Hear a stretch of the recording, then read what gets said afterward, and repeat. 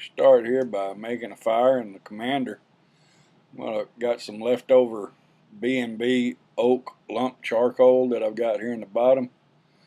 And get it situated just right. And I'm going to put a fire starter on here. It's a tumbleweed.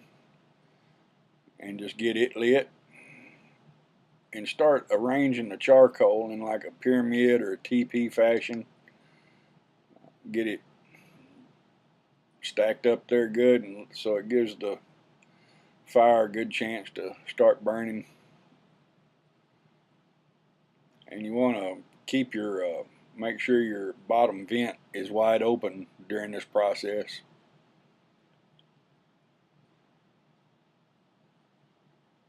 Once the fire gets lit, we'll go ahead and put the ring in.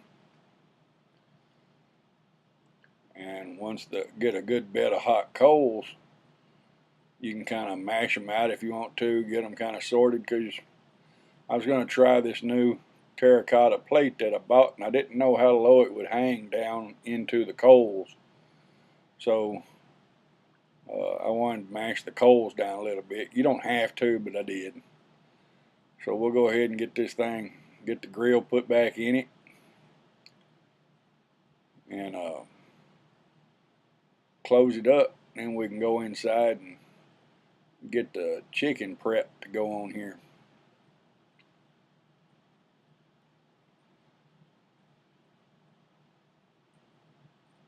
Put my temperature probe up there on it. Close it up.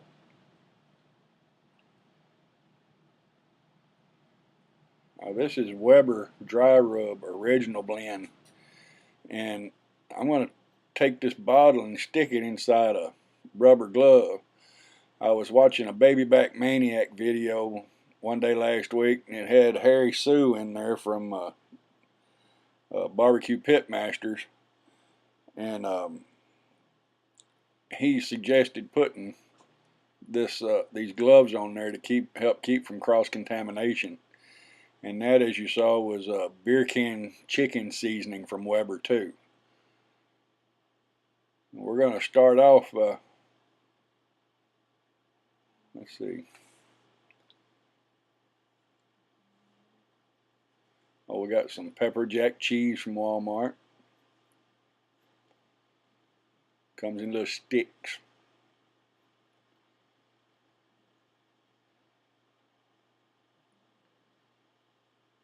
Got some Black Forest ham, just regular lunch meat.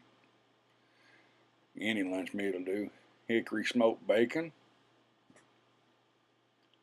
Just some cheap cuts of bacon. Don't have to be fancy. And then we have boneless, skinless chicken thighs.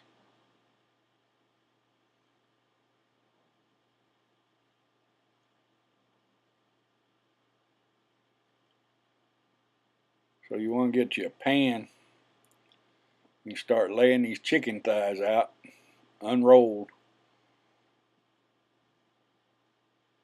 and just kind of spread them out there on that pan so you can have a nice place to work with. I like that particular pan because it's got lips on it, or edges on it, so I didn't sling rub everywhere. Okay, once they're all laid out, take that beer can seasoning and sprinkle it. You don't have to do it liberally, just dust it pretty good. It's got a little bit of sodium to it, so I didn't want to overpower the chicken, because I can't eat a lot of salt. For some reason I just can't stand the flavor of salt anymore. So do both sides of the chicken thigh.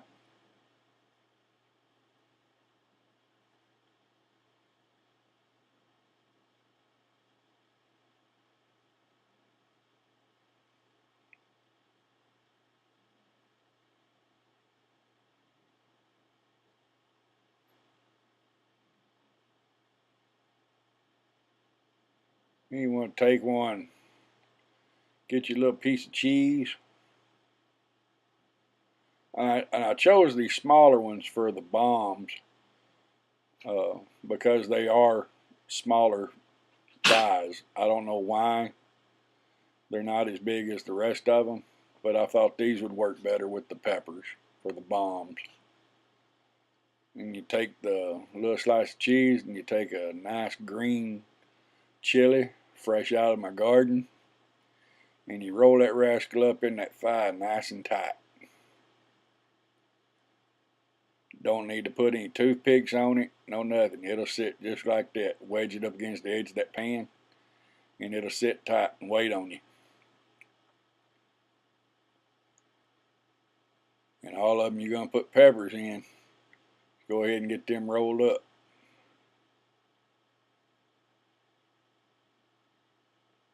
That one slipped out. Just put it back in there.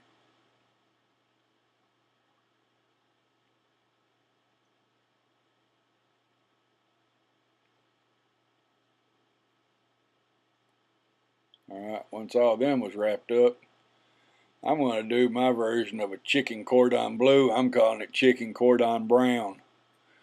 And it's a piece of ham, piece of cheese rolled up in the ham, and then the ham's rolled up in the chicken thigh.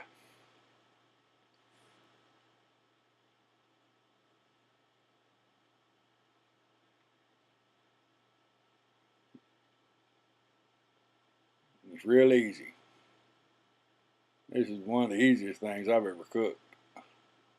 You roll that cheese up in that ham, and then turn around and roll that ham up inside that thigh.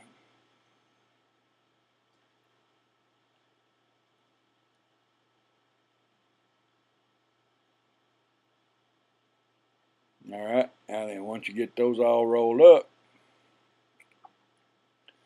get that bacon. Now you want to take that bacon, whenever you pull a slice of it out, you want to pull it. You want to see, you just kind of stretch it out a little bit. Don't stretch it so hard that it's going to break it, but just kind of stretch it out, make it a little longer. And you hold it on there with one thumb, and then you just wrap it up real tight. And once you get it wrapped up, it'll stay. I haven't had any issue with them coming off. And then I take that barbecue rub and I roll it in the same direction that the bacon was wrapped around the chicken. That way it won't come off. And it just sits right there. Like I said, there's no need to put toothpicks in this and give you something else you got to eat around or watch out for after you get it off the grill. You stretch that bacon out again. Just kind of hold it down there with your thumb and wrap it around there real tight. As tight as the bacon will allow anyway, I guess. And you sprinkle it down. Now on that barbecue rub, I did do that one kind of liberally.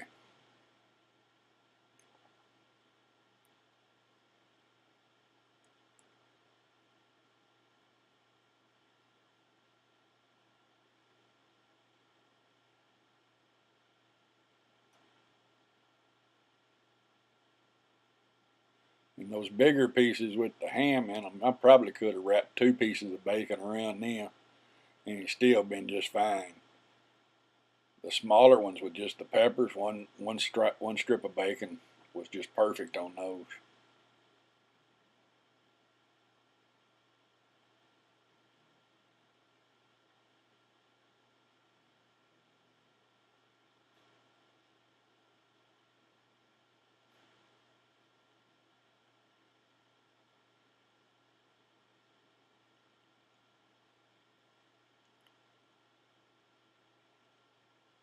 I got the grill running about 250 degrees there. And then you'll notice my cheap terracotta plate has split. And I was kind of on the fence as to whether or not to go ahead and pull it out or what. So I went ahead and loaded the chicken up on it.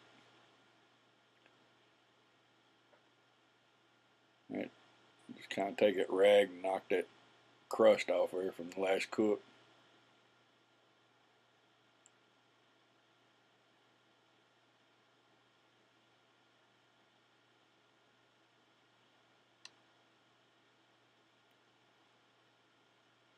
Go ahead and put that thermometer in there, and then think about it. Yeah, we might ought to go ahead and put the factory pan back in there. Let's do that. So we take off the front two pieces of chicken.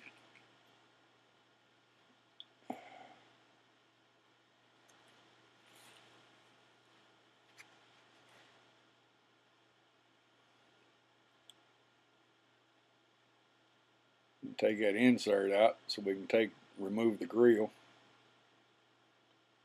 and just set the whole grill off to one side.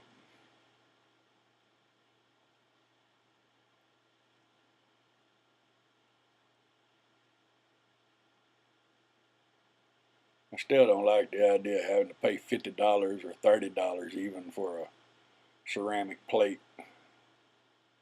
I'm about to think of something else to do.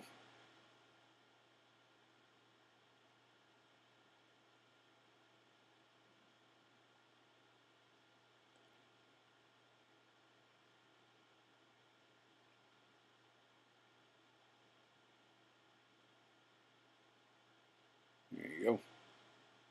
Stick that right back in there where it came from.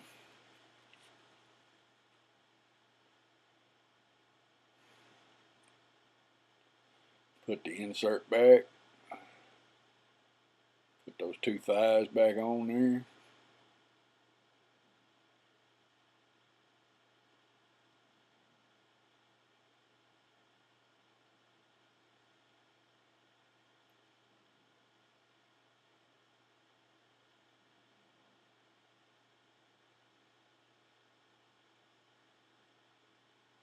And put that temperature probe back.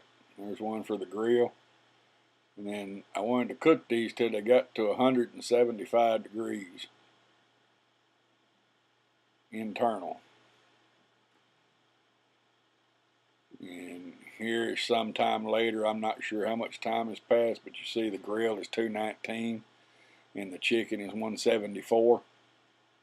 So we're going to open it up and sauce them with some Head Country original barbecue sauce. This is the first time I'd ever used this. A friend of mine suggested it, and it turned out pretty good. I'm kind of afraid to try new things, but you know, you want to stick with what works, and this one worked. I was pleased with it.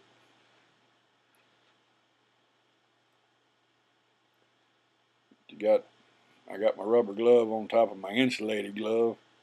You want to do this, if you want to do it like this, you need to have your insulated glove on. Them things is hot. There's a booger getting that rubber glove over that insulated glove too.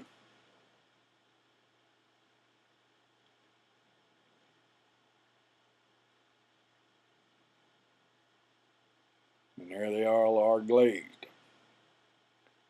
Now that I'm going to shut the lid and set my watch. Got a timer on it. We're going to set it for 10 minutes. And that ought to be long enough to let that glaze set up a little bit, that barbecue sauce.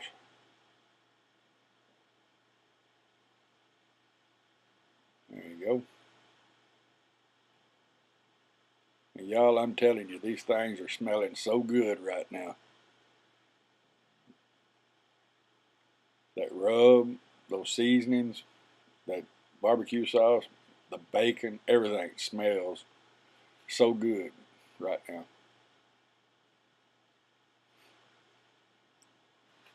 Now then, when you get done, you want to take that opportunity to go ahead and close your vents off. If you close your vents off now, this thing will snuff out the fire and you can reuse more charcoal later. I don't have to buy charcoal very often. I bought a bag of Kingsford the other day and I hadn't got to use it yet. Now I brought them in the house. I'm going to let them rest here in the house too.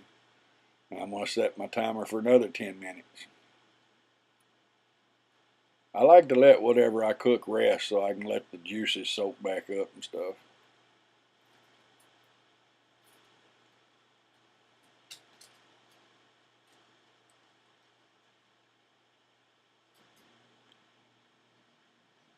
So you grab your piece of fine china and set there on the burner and get you a chicken cordon bleu. And we're going to slice it open. We're going to look and see what that ham and cheese looks like in there. See if it's got any moisture to it.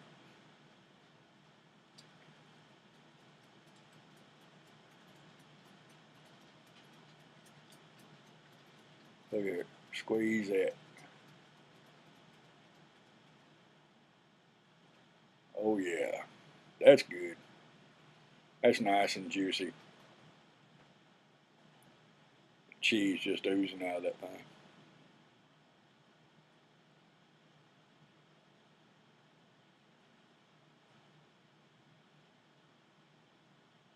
These chicken thighs were so tender and so juicy.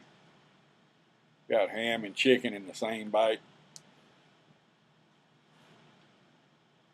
And everything was on point. The seasoning, the rub, the bacon, the barbecue sauce. Everything was absolutely delicious here. Yep. Big thumbs up. Big, big, big, big thumbs up. Big.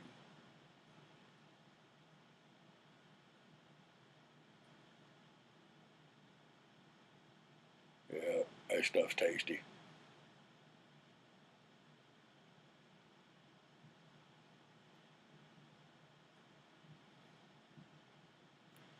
Now then, we want to try a bomb. And the reason I call these bombs is because that pepper sticking out the end of it looks like a fuse with that pepper stem on it.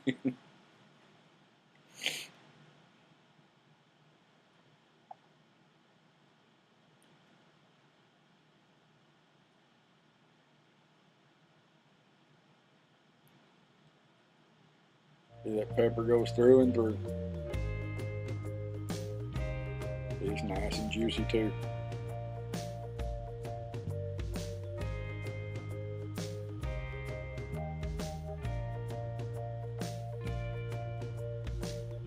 I love me some dark meat chicken.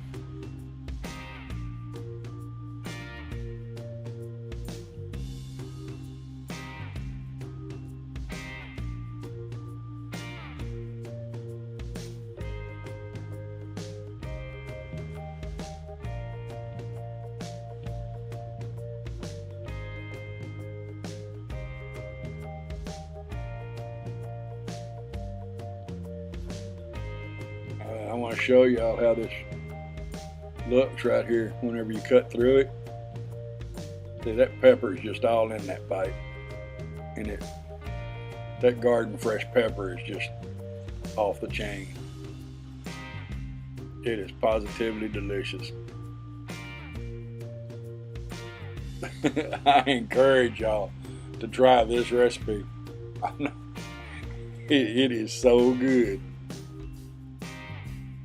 And me being on a diet, I had to pull back. I had to stop myself from eating all of it.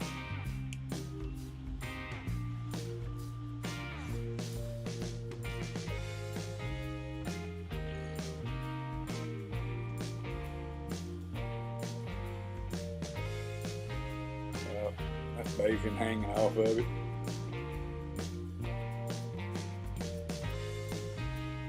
I appreciate it, y'all. Gotta go now. I want y'all to hit like, subscribe, share it. Peace and good karma, y'all. End of line. Bye-bye.